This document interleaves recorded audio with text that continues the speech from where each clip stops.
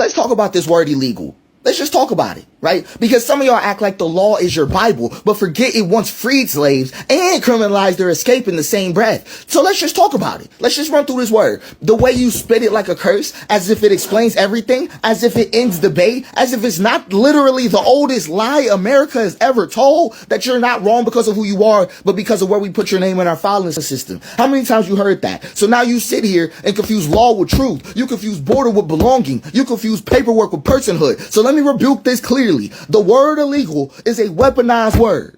It was made to make you forget that the native never signed off on the fences, that the black was smuggled in as property, not passengers, that the Chinese built the railroads and then got a ban in return, that the Mexicans became foreign on the land that used to be theirs. So miss me with the sanctimony. Miss me with all that shit. All that shit. Your legal system is not holy. It is a bruised tool held by trembling hands. And sometimes it signs chains in the contracts and tears in the policy. The illegality you defend is just convenience with bad PR. You don't hate the undocumented. You like your fruit cheap. That's all it is. You like your buildings tall. You like your coworkers invisible. You like your lawns cut and your meat packed and your economy moving. And you don't want to look at the hands who hold it up. So you criminalize them and then blame them for their own bruises and then call the bruise the proof that they never belong. That sounds mighty familiar to me. I don't know. Because when they protest, you say they're disrupting, but that's the point. They're not here to beg. They're not here to whisper. They're here to interrupt your fiction. They interrupt the fiction. Right? Because the story this country tells is that we are a nation of laws, but the truth is that we are a nation of loopholes for the powerful and cages for the desperate. So when the undocumented shut down the freeway, they're not blocking traffic, they're exposing it. That's all it is. They're showing you what happens when the invisible refuses to stay invisible. So to say they're illegal so they deserve it is to confess your own spiritual laziness. It is to say that justice stops at the border, that humanity expires without papers, that the law, no matter how cruel, deserves your loyalty more than the truth. Because if Rosa Parks had followed the law, she'd have stood up. If Frederick Douglass had followed the law, he'd be on a plantation. Come on. If Christ had followed the law, he would have never flipped the tables. So let them flip tables. Let them disrupt your calm. Let them make you uncomfortable, because legality is not your God, and it damn sure ain't your excuse. He is spirited and he used a lot of words. So let's use some words in return. I think it's worthy of a response, man. And what he says sounds poetic and it sounds righteous, but it's got a lot of problems. It's got a lot of problems. It's dangerous and it's misleading for Black Americans, particularly Black Americans struggling at the bottom, who have been struggling at the bottom for a couple hundred years. It's nice to be high-browed and be optimistic and be green and be fighting for the planet. And every wrong that's wronged, every person, every country has been wronged by America, to say, hey, come on over. We got jobs for you. We'll make space for you. Well, you know damn well we the ones sitting at the bottom. So let's get into it. Let's start with the obvious. Comparing illegal immigration to Rosa Parks and Frederick Douglass, really? That's a false equivalency, sir. I don't care if you say it with a lot of emotion and you say it fanatically or dramatically, emphatically or not. That is bullshit. Rosa was resisting Jim Crow in a country that's her country, on land that is her land. You can't say that about illegal immigration. It was a system built. The system is built to keep. It was built to keep Black people in their place, subjugated to white people. That ain't the situation with immigration.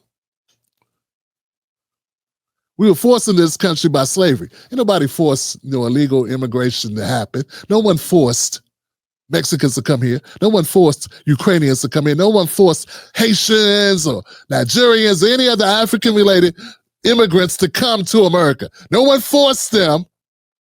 We were the only people, Black Americans are the only people that were forced to come here. Japanese, any Asian countries, not forced. No one forced Kamala Harris's mom to come here. She chose to come here. Frederick Douglass escaped literal bondage, bro. So you're falling into the trap of what I've been seeing a lot of the liberal democratic black elites do, which is compare all of our suffering to people that could choose to bounce tomorrow. They could just go up, keep it moving to Canada.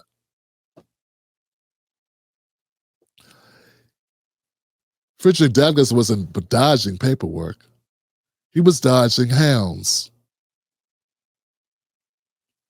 Immigrants today aren't being dragged here in boats, sold on auction blocks, and forced to build an empire for free. Now, they're getting paid. So as long as immigrants are getting paid, whether it be a lot or a little, any comparison to slavery is bull and should not be tolerated, whether you mean well or not. It's disrespectful. If you look at to make an effect, find another way to make an effect. Use something else besides us. How about using how Sweden or Australia treat their immigrants? Oh, because you can't because they're worse than us. Yeah, they're worse than us. I covered this in another video. We're not the worst when it comes to immigration, you know. Not saying it's because we're benevolent. We'll exploit anyone, including the working whites. Many are making a choice to come here. That's understandable. I get it. I understand what you're saying. But still a choice to cross into another country and bypass the law? Bruh, let's not confuse moral courage with a migration policy. The policy was in place when they crossed. It's not like they crossed over, got here, was here 20 years, then they found out they might be deported if they're not legal. Nah, they knew before they crossed. Not saying that's great, that's the law. You call the word illegal a weapon. But what about the real world damage that unrestricted immigration has caused Black Americans? I'm not hearing you make that counterclaim. Like, where is the Black American part in this? Or are we just trying to placate to Hispanic viewers? Yeah, what do we come at it? I'm not seeing any difference between you and Eddie God right now. Eddie Clyde. I'm not seeing any difference between you and Van Jones or Van Lathan or Bakari Sellers. It's like virtual signaling. Forgetting that Black people are sitting here listening to this whole shit. Let's talk facts. Let's talk wages.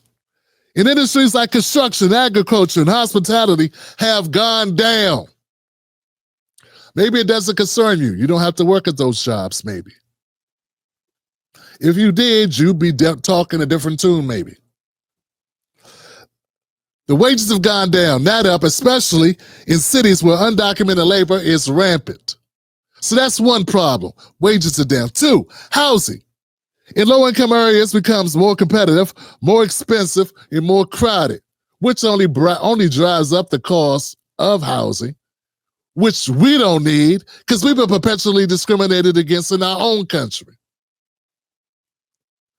Oh, and it's been by some of the new arrivals.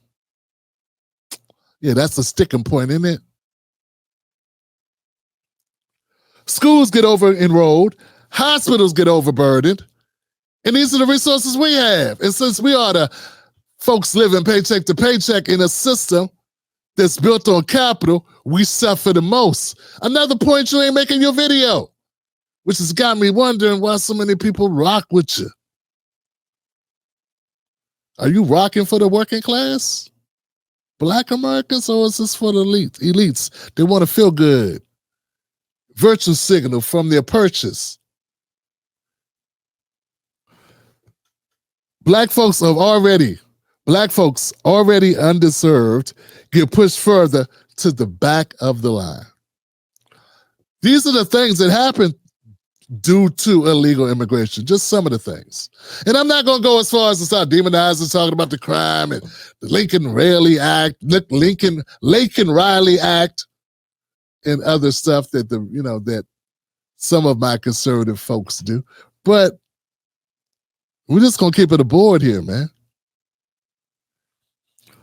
We're still fighting for the promises that this country made us. And now you're talking about promises it hasn't made to non-citizens. Jesus, God, we can't even get America to agree to things that they said they were going to do for us. We ain't get our 40 acres and a mule.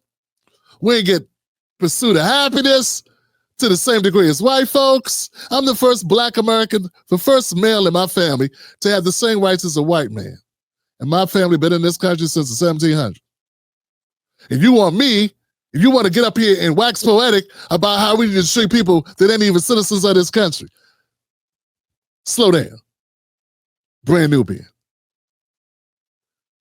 This not making sense. Now you want us to pause our fight to welcome new arrivals who aren't part of our struggle, but who do benefit from our struggle. I think Black Americans already did enough. I don't think we need to be lectured to about how bad America is. I think we're the ones who wrote the book on that. Baldwin. The fire next time maybe should be for, others. And we should not be included at all. And if we're not included, you might want to say that. So miss me with that, Justin. You said we like our fruit cheap. But let me be clear. We ain't the ones profiting. Black Americans ain't the one profiting from this. What percentage of Black Americans really profit from this stuff? I mean, I heard Jasmine Crockett make the same please. And all I can say is please. It's rich white folks and corporate Democrats. They're the ones that want their fruit free or cheap. And it's the Democrats who get the benefits. We're the ones who get the side effects. So that's why this isn't about solidarity. It's a sacrifice. And I'm sorry, Black Americans have already sacrificed enough, bruh.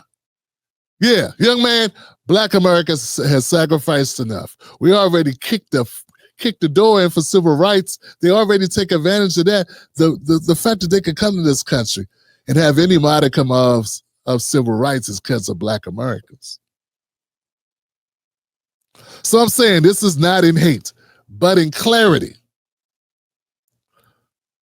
Borders aren't the enemy, injustice is. We need a border, sir. Yeah, man, we need a border. We don't have a border, we don't have a country. And if we don't have a country, well, damn it, Johnson, what was all that surviving about? Any movement that puts Black Americans behind yet another group is a movement we don't need any parts of. And no matter how eloquent, how thought-provoking, how different, how emotional, how inspiring, how sensational, how interesting you are, you ain't cooking if you on that.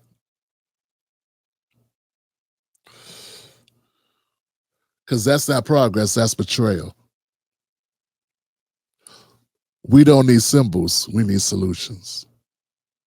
And open up the floodgates and let's help everybody. It's not a solution. All right, Johnson. And once again, bright young man. I look forward to reading and listening to more of your stuff. But reheat my platter. You know what I'm saying? It's a little cold.